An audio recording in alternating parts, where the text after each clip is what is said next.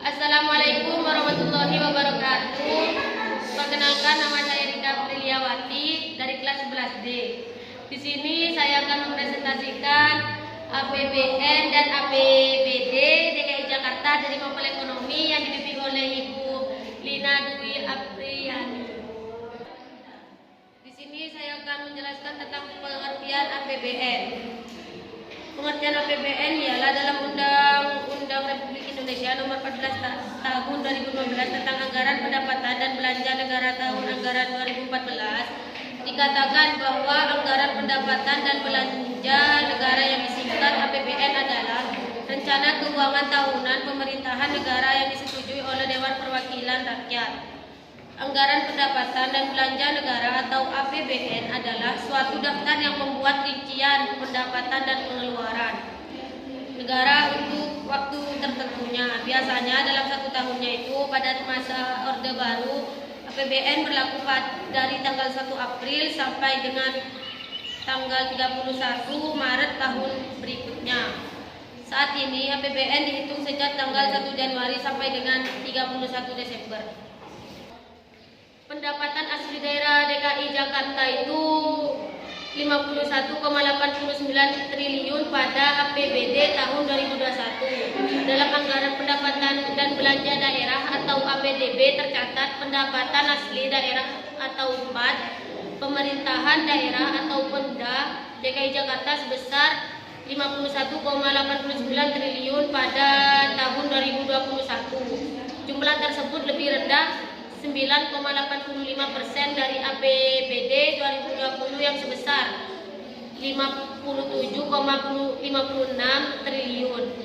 Rinciannya dari pajak daerah sebesar 43,38 triliun atau 83,59% dari total PAD. Kemudian dari retribusi daerah yaitu 755,76 triliun miliar atau 1,46% dari hasil pengelolaan kekayaan daerah yang dipisahkan menjadi 660,35 miliar atau 1,27%, serta PAD hak lainnya yang sah dalam 1,1 triliun atau 13,68%. Adapun target pendapatan Pemda DKI Jakarta pada 2021 sebesar 72,18 triliun dengan rincian pendapatan dari PAD atau 51,89 triliun dalam pendapatan transfer.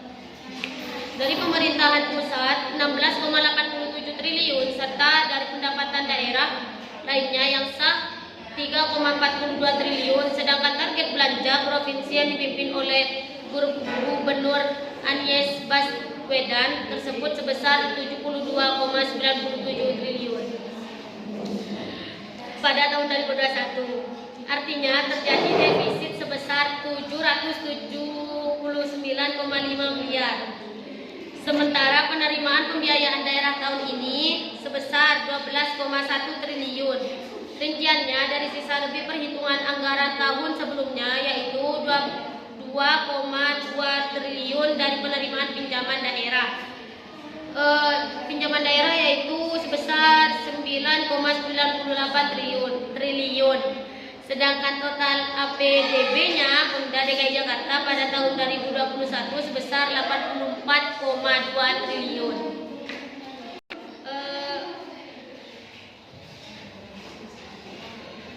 APBN 2021 telah ditetapkan Kemenku dalam penetapan RUU APBN 2021 menjadi undang-undang.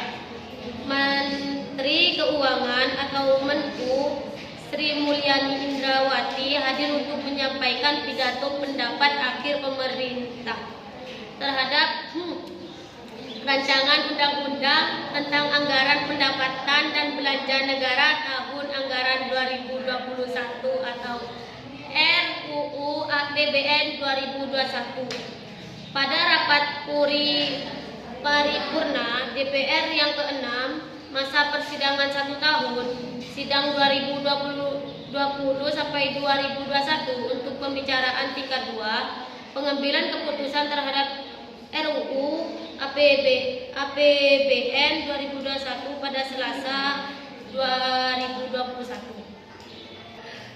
Pendapatan negara dalam APBN yaitu tahun 2021 direncanakan sebesar 1.743,6 triliun yang bersumber dari penerimaan berpajakan sebesar 1.444,5 triliun dan penerimaan negara, bukan pajak sebesar 298,2 triliun. Target penerimaan negara menghadapi tantangan yang sangat berat dari kondisi dunia usaha yang masih terdampak COVID-19 dan belum sepenuhnya pulih. Target penerimaan berpajakan pada tahun 2021 disesuaikan dengan Baselina di tahun 2020 yang mengalami tekanan berat di tengah pandemi COVID-19.